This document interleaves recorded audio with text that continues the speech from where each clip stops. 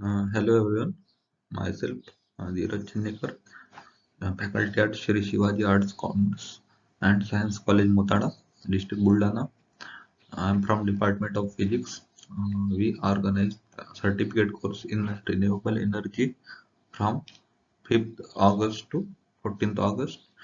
Or in that organizing committee, our principal, Sir Dr. S.H. Pandey, sir, IPSC coordinator, Mr. Avinash Merkar sir, head of our department, Mr. Vilas Hiranwale sir, convener me, Dheeraj Channekar, co-convener Mr. Pratik Gaiki sir, organizing secretary Paragha Mantra sir.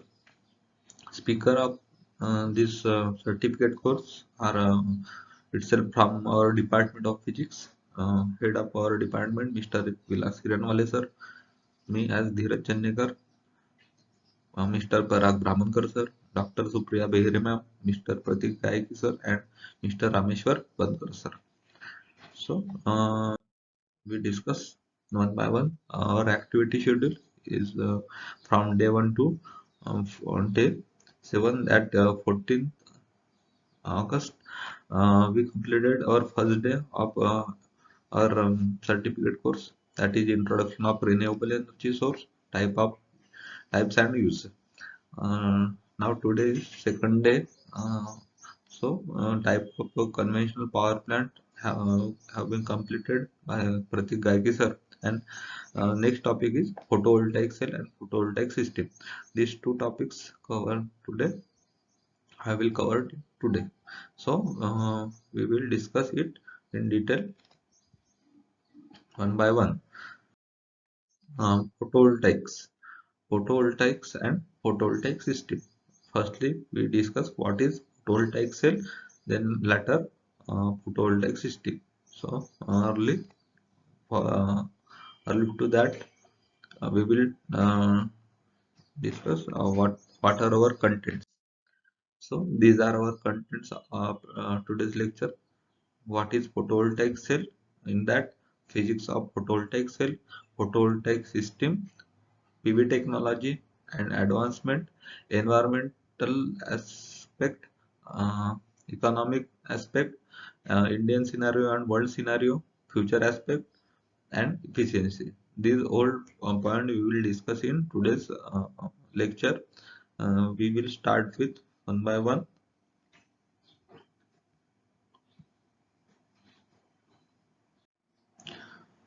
So, first we will go to our first slide. Then, here the photovoltaic cell is an electronic device which converts solar energy into the electrical energy. So, photovoltaic is nothing but the conversion device which convert your solar energy into electrical energy. So, word photovoltaic comes from photos. Photo means in combination of Greek word that is light, that photos means light, and volt come from the unit of electromotive force, and that volt come from the unit of electromotive force. So this is only one device that convert that solar energy is obtained from the sun, and it converts into the your electrical, directly convert into the electrical form. So sun produce very large amount of energy, right? uh, Through the series of thermonuclear reactions similar to those in the hydrogen bomb. So sun is a big energy production source, and which is renewable energy and long lasting, which converts uh, which produce a large amount of energy called solar energy.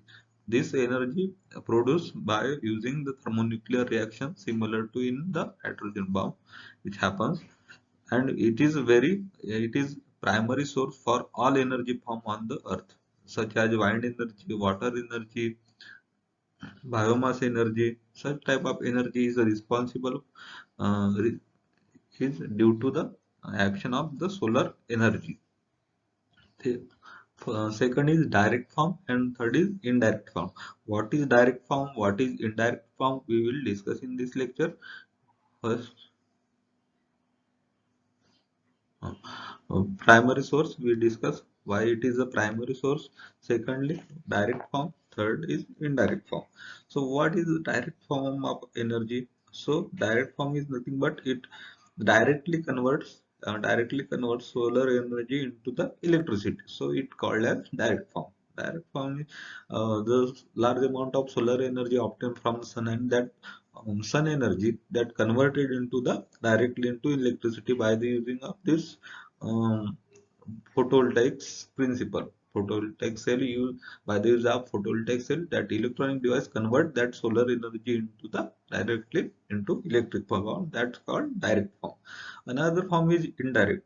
Indirect form is nothing but that helps to create another energy type, and which convert their energy into the electrical energy. Such, for example, if we consider example, that is wind energy, water energy, and bioenergy. So wind energy is the response of your solar energy. Water energy, that is water comes from the response of your solar energy. Bioenergy is also the response of your solar energy. So if we consider the movement of water and wind, both causes by the solar heating on of the ocean and atmosphere.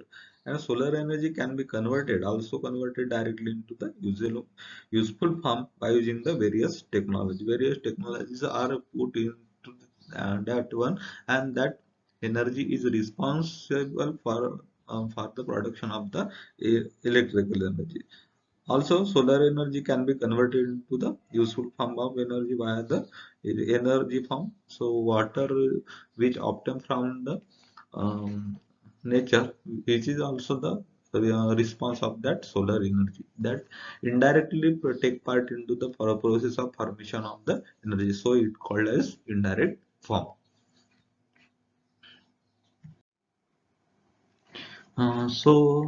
These are, we go to our next slide.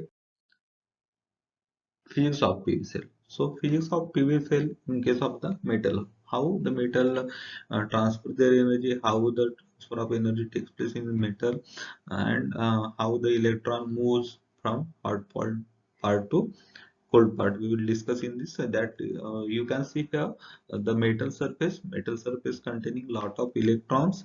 So our energy source is sun. So the sun rays incident on that metal part, and this metal part get heat up. Heat up is due to by absorbing energy from sun, and this uh, energy incident on that metal surface, and this free electron present in metal that charge up, and there is motion of free electron in uh, any direction. The electron in the piece of metal can leave their atom and move above in the metal as a free electron. This electron freely move, and the kinetic energy is transferred from hot part to the hot part of the metal. If suppose this is a hot part of metal, the kinetic energy is transferred from part of the metal to cooler part of the uh, by the free motion of the free electron. This move through the structure of metal, colliding with the ion as they go. So here, if this incident on this part, and this by absorbing that energy, this vibration takes place, free electron vibration takes place, and this energy can be transferred. There is no band gap, because conduction band and valence band both are overlap each other, and there is no depletion region formation. both both bands are overlap, so there is no um, band gap production and depletion region production in case of the your metal. So metal is highly conductive due to presence of the free electron, and that free electron absorb energy from the external source. If we put one metal rod in uh, sun rays, so this rod get heated as early. than the any other non-conductor. So there is presence of free electron, and this free electron acquire that energy and charge up and transfer their energy to the one end to another end. So there is uh, very highly transfer of electron and production of energy. Next slide is our, in case this is semiconductor device, in case in semiconductor there is one reason n type of semiconductor, this combination of n type and p type. So here you can see here n type semiconductor, p type semiconductor. These are the electrons present in the n type of semiconductor, and in that p, that presence of your hole, and this depletion region is consist of positive and negative charge, which positive charge acquired from p type and negative charge acquired from the n type. So we will discuss in detail. That is in case of semiconductor. If we take example of a crystalline silicon material, just by taking example, one example, that crystalline silicon metal is doped with a small quantity of pentavalent. If we take crystalline silicon material, and that silicon material will doped with the quantity of small quantity of pentavalent impurities, such as we here we take phosphorus. So due to the surplus of electron present in a phosphorus, it become a n type.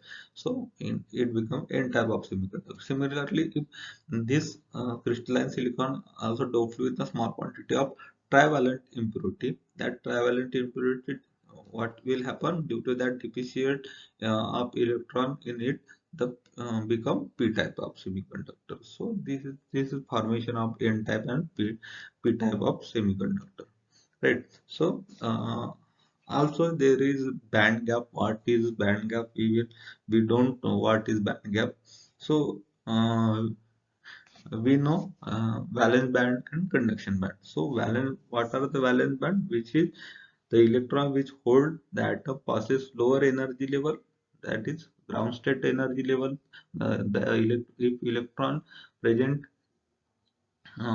in ground state level, and there is no energy present in it, so ground state level is called as valence band. And if that an electron acquires some energy and go back to higher energy state, that higher energy state is called as conduction band. So valence band is lower energy state and conduction band is higher energy state. The electron which acquired that energy and go to the higher energy level, that higher energy level is called as your um, conduction band. But what is band gap? What is band gap? So the band gap is the difference of energy level between the valence band and conduction band. So higher energy level is conduction band and lower energy level is valence band. So there are two difference. There are difference in the energy in between the valence band and conduction band. That difference of energy is the band gap of energy gap. Band gap or energy gap. This is called band gap. Just remember, due to the presence of energy level difference, the valence band and conduction band, their formation of band gap. In the metal, there is no gap or energy. There is no gap in between the conduction and valence band. Both are overlap each other, so there is no band gap present. But in case of semiconductor, there is difference in the energy level in valence band and conduction band, so the band gap is occur. In case of semiconductor, the range of your band gap is 1 to 4 electron volt. 1 to 4 electron volt. These are the band gap for the semiconductor.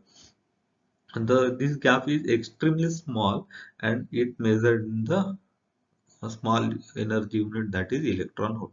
So range is 1 to 4 electron volt. This is the electron volt is a measuring unit for the energy gap or band gap.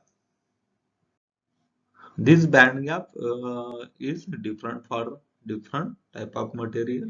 Germanium, silicon, gallium arsenide has a very different material has different your band. Second terminology is your depletion zone. What is depletion zone? So, in depletion zone means what? When there is formation of p-n junctions. So, NP or p-n junction formation takes place, that some electron from n side goes to your p side of junction, move toward to p side, and some of some of the hole near the junction from p side move towards your n side. These holes are get across, and hole just crosses their p type and enter into the n type of region. The result of this is to set up positive layer in the n side and negative layer around p side. So due to transfer that electron from N to P and P to N, there is formation of positive side, positive um, uh, in N type, and uh, negative layer on P type. That is formation of plus and minus. That is positive and negative layer. That layer is itself called as the depletion region. Next is our photovoltaic system. Photovoltaic system consists of cell, module, array. In this um, cell is single unit in which single unit of your panel, that is and number of cell consists of module. Module consists of number of cell, and array consists of number of module. So if we consider many solar application, solar cell application involve charging as lead acid battery, which required voltage more than 9 volt. So basic requirement for a solar cell application is 9 volt. So for this, small PV cells connected in series, so that the PV module produce a voltage of which is slightly uh, more than that of the required voltage, that is 9 volt. So all the production of that solar cell or PV cell connected in series manner, and production at least 9 volt and more than that 9 volt. So um, if we consider that single PV cell, here single PV cell, if we consider this single PV cell, the voltage around it produce voltage around the 0.5 volt. Single unit of solar cell produce voltage of 0.5 volt. Then PV module consists of 12 individual cells which produce 6 volt. Means module consists of that 12 cells connected. Here you can see 12 cells are connected in the series manner, and production of the 6 volt of 6 volt your voltage. And such two, if this connect two module in together, that produce obviously 9 volt. Means minimum requirement is your 9 volt, but production, if we connected this cell in series manner, and 12 series module in the module, 12 cells are present which produce 6, and we connected two module connected in this manner. If we consider this two one, these two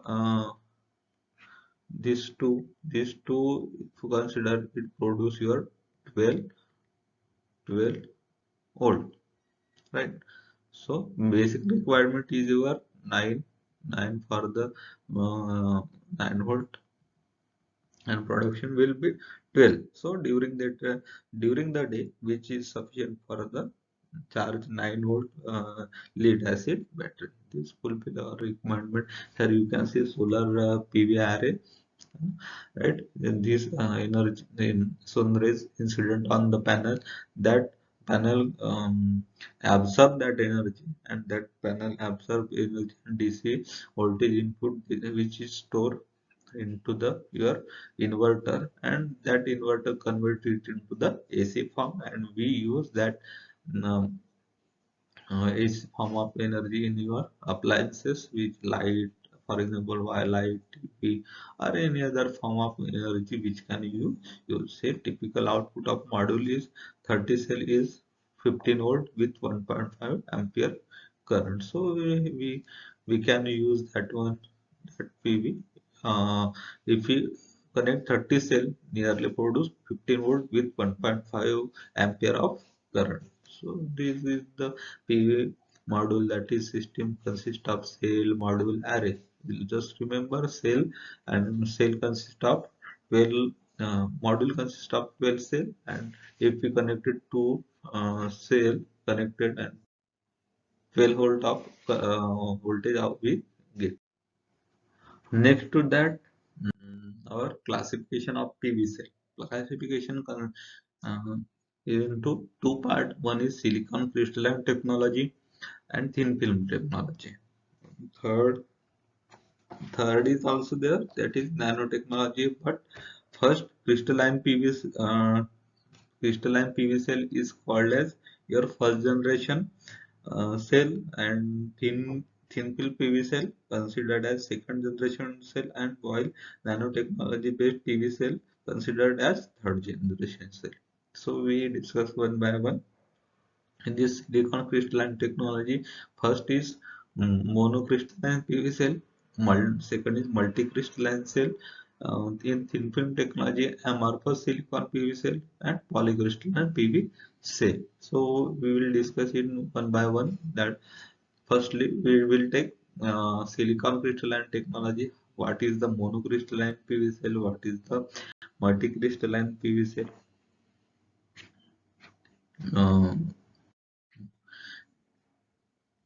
Uh, Here, monocrystalline PV cell are the solar cell for the monocrystalline solar panels, such as silicon is formed into the bar and cut into the vapor. In this silicon type of silicon crystalline solar cell, here in case of, if you take silicon crystalline technology, it is very stable with the module efficiency of about 10% to 20%. So that too much for the now instances, that now a day it cover up to the 80 to 85% of our PV market. 80 to 85% covered by silica, because silica is easily available in nature, and the production of from the silicon is also very easy, and the life of that produced silicon crystal cell is also higher, and these are main advantage for it, and very easily we get from the nature silica, that so that silicon crystalline in market is widely available. If we consider monocrystalline PV cell, in that monocrystalline cell, what are they? And multicrystalline, what are they? It formed by the single crystal. Single crystal means what? The silica is formed, and the bar and cut it into the vapors, that formed by bar and cut into the vapor, that one part, and connected that part single crystal into many crystals, and production of whole panel. This type of panel are called as a mono, and indicate that the silicon used as a single crystal of silicon. Here use of the single crystal of silicon. Because of that cell composed of single crystal, the electron that generate a flow of electricity have more to room to, that electron production has more room, and there is single crystal, so single crystal is responsible for the movement of that electron, free electron, and electron that generate a flow of electricity. So the efficiency regarding to the monocrystalline cell is somewhat higher, that is operating efficiency up to the 15%. If we consider that multicrystalline PV cell, so or polycrystalline PV cell, it is formed by the cast ingot of the melted and recrystallized silicon. These are produced are they made from the silica. They are both polycrystalline solar panel also made from the silicon, but instead of using single crystal, instead of using that single crystal of silicon, manufacturer melted many fragments of that silica together to form the vapors of that the panel. So the single crystal silica are take and that melted, and by melting that single crystal silica, there is production of multi-crystal PV cell. In case multi-crystal silica or many crystal silica, because there are many crystals in each cell, so there is there is less freedom as compared to your monocrystalline PV cell. In case of the multi-crystalline PV cell, there is less space than that of the mono. So the efficiency regarding to your multi-crystalline silicon PV cell is lesser than that of the monocrystalline silicon. And here the efficiency is 12%. In case monocrystalline PV cell, the efficiency goes to 15%. So you can see both differences in between the monocrystalline and the multicrystalline silicon. Here the construction is takes place by deposited in the continuous on base material such as glass. You can see here the depositing here, and the silicon are deposited in continuous base materials such as glass or here you can see the silicon deposited in the continuous on base materials such as glass, metal or polymer. So glass, metal and polymer are used as a substrate, and on that substrate silicon, or if we consider silicon solar cell, that silica deposited. If we consider um, thin film, there in that thin film physical method or chemical method are available. So that method, by using that method, the deposition takes place. So silicon deposited on the substrate such as glass, metal or polymer.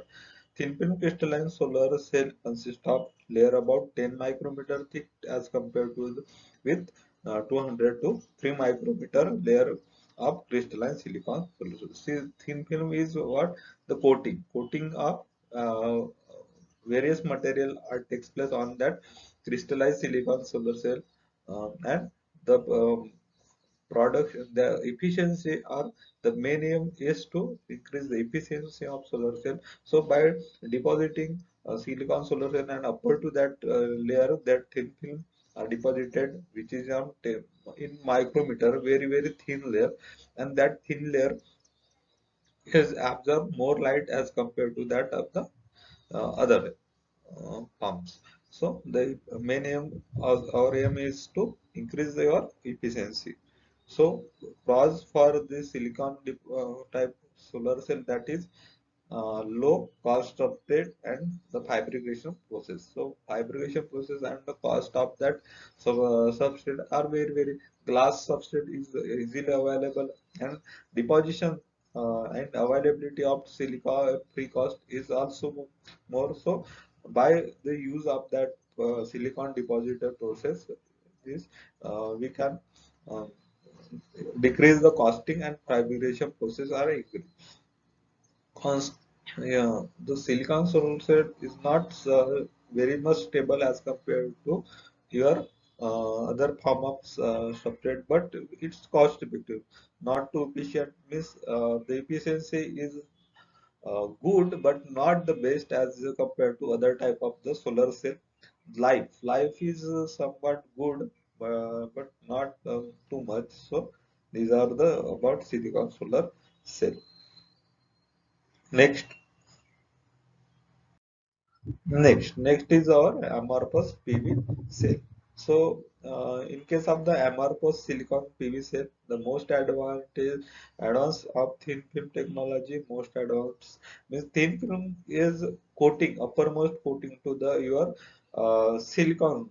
जो silicon cell and coating is developed in our in front contact, which is operating frequency of is about 6% and make up up to 30% of PV market. But if you consider PV cell, the market made by the PV cell at silicon solar cell is up to 80 to 85%. But if we consider that market made by that amorphous silicon solar cell is up to 30% of PV market. So pros for that amorphous silicon PV cell are the mature manufacturing technology available. Mature manufacturing in the sense कि very good technologies, large. If we consider research and industrial type, so those are two different aspects according to me. In laboratory, we prepare a very small scale. We testing of material is in the very small scale, but in laboratory production efficiency and the practical or industrial production efficiency, there is two different aspects. In case of the industrial, there is a efficiency decrease as compared to laboratory use, but uh, small scale production and large scale production are different, so that the fabrication which obtained and efficiency which obtained in the laboratory is higher as compared to the industrial. So best manufacturing technology is available for the production of good solar cell, good type and efficient type of solar cell. There will be no much losses regarding to that manufacturing unit, easily available. The costing is one of the most major issue. So if the manufacturing technology, the costing is less, then only the manufacturer technology is called as matured manufacturing. So large scale production are possible in case of the amorphous silicon solution. Cons are initially 20 to 40% losses in the efficiency. So again, losses are more than that of the production are using that technology. So this about your amorphous silicon solar cell. Next, polycrystalline PV cell. So non-silicon based means there is no use of silicon. Polycrystalline PV cell which involve cadmium telluride. Cadmium telluride is the best example for the polycrystalline solution. What is cadmium telluride? It is unlike the most other 2 or 4 material, cadmium telluride exhibit direct band gap of the 1.4 electron volt and high absorption coefficient. As earlier I said, what is band gap? Band gap is responsible for your absorption. But if absorption of and if suppose that band gap is lies in between the 1.4 electron volt, this region is responsible for maximum absorption from the solar radiation which obtained of the earth. So the absorption spectra consists of the wavelength versus your energy output is very high, and this solar radiation is maximum absorption in the range of 480 nanometers. So 1.4 electron volt is comes under that energy wave. This comes under uh, 480 nanometer is comes under this band gap comes under that reason that 200 300 to 400, and maximum absorption of in the visible spectrum obtained in that range. So the material or semiconductor material which has band gap lies in between the 1.2 1.3 1.4 electron volt range. That material is best suitable for the production of the your solar cell. So so in the research field, there is search of such type of material which band gap lies in between that 1.2, 1.3, 1.4 electron volt, and these are responsible for the production of your high efficient solar cell. So in this, cadmium telluride has 1.4 electron volt band gap, which is very good sign, and this is responsible for the production of more efficient solar cell. So if we say pros, that 6 to 9% module efficiency obtained from that the polycrystalline cell, in 16% observed in laboratory patient. I told you that laboratory production and your actual production efficiency is somewhat different. So in case of laboratory, that is 16%, and in laboratory, what we do in, we tested or um, material in small scale. But if we go in the manufacturer at factories, there is large scale production and the efficiency affected due to that one, and efficiency is also get reduced. Cause immature manufacturing process. Though polycrystalline silicon cell are very efficient, but that production cost is somewhat higher. So here, yeah, cons are that immature manufacturing process, they are manufacturing at large scale is not as much possible, like just like in amorphous crystalline silicon solar cell, that produce silica is present very easily. But if we consider polycrystalline PV cell, they in polycrystalline solar cell, that is manufacturing processes are somewhat less. Next to our slide, semiconductor material efficiency. Here you can see the band gap and the efficiency. So cadmium telluride, which is lies in between 1.4 electron volt. If we consider germanium is 1.5, around zero point 0.5 electron volt. Silicon nearly 9.9 electron volt. Gallium arsenide, that 1.2. So gallium arsenide and cadmium telluride, which is very efficient, because the solar spectra absorption in that region, that is 400, 300 to 400 is maximum, so that their efficiency is somewhat higher than that of the other form, that is silicon or germanium. Gallium arsenide and cadmium telluride much more is. We have to find such a type of energy material which has a band gap in between 1.2, 1.3, 1.4 electron volts, so that the efficiency of solar cell is going to be increased.